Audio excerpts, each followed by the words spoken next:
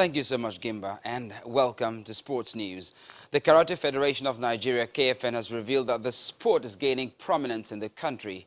KFN President Silas Agara said the sport is now in 25 states of the federation and is being adopted in primary, secondary, and tertiary institutions. He also highlighted other giant strides the federation has recorded to include the strategic plan for karate with its short and long-term objectives. This is what we've been advocating for karate, for us to occupy our rightful position amongst all federations. And it's one sport that will encourage our female athletes, not just sporting athletes, but ladies that need to have that martial art background to defend themselves because of what we are going through now in our country. From the martial arts to soccer now, the Nigeria Football Federation has confirmed that the recommendations of its Governance Reforms Committee will be implemented after the committee ended a two-day meeting in Benin City, Edo State. Robust discussions were held on the fundamental issues of youth development, Women's Football League, and governance aspects of the game. NFF First Vice President and Chairman of the committee, Seyi Akinwumi, said they'll submit the recommendations for the reform of the Nigerian football to the NFF Executive Committee in January 2020. And in the African continent, Egyptian football club Zamalek have confirmed they will not travel to Qatar to play the Champions League holders Esperance of Tunisia in February's African Super Cup.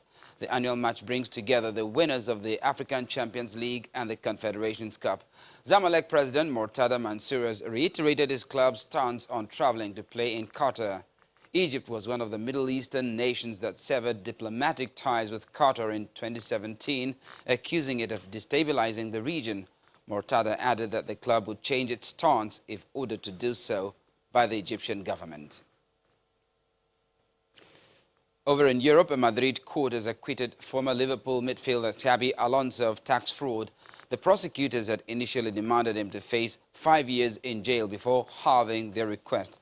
Alonso, a World Cup winner with Spain in 2010, was accused of using a company based on the Portuguese island of Madeira to avoid paying $2.2 million in taxes on his image rights to the Spanish authorities.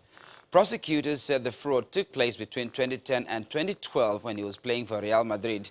Alonso, who retired from playing in 2017 after a stint at Bayern Munich, is one of a string of high-profile footballers to face scrutiny by the Spanish tax authorities over the declaration of income from image rights.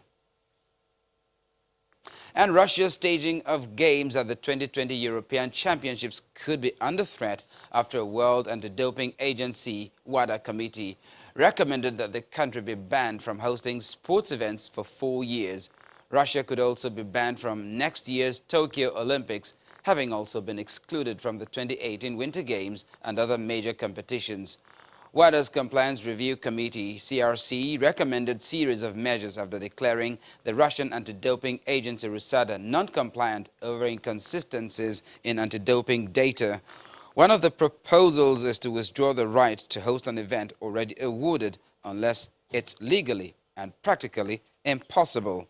St. Petersburg, Russia's second largest city, is venue for Euro 2020 group games.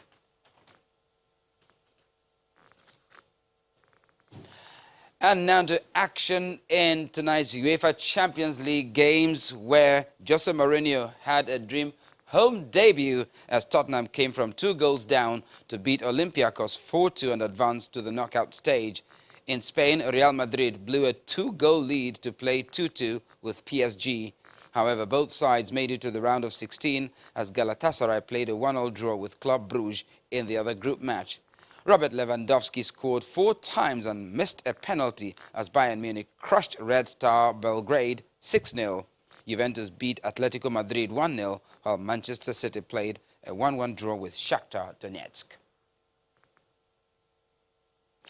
And that's sports news. I'm Charles Eruka. Back to you, Gimba.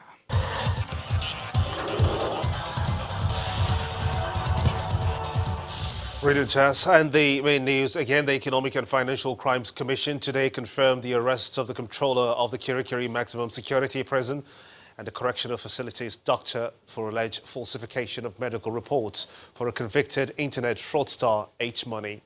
Also today, the Monetary Policy Committee of the Central Bank of Nigeria retained the benchmark interest rate at 13.5%.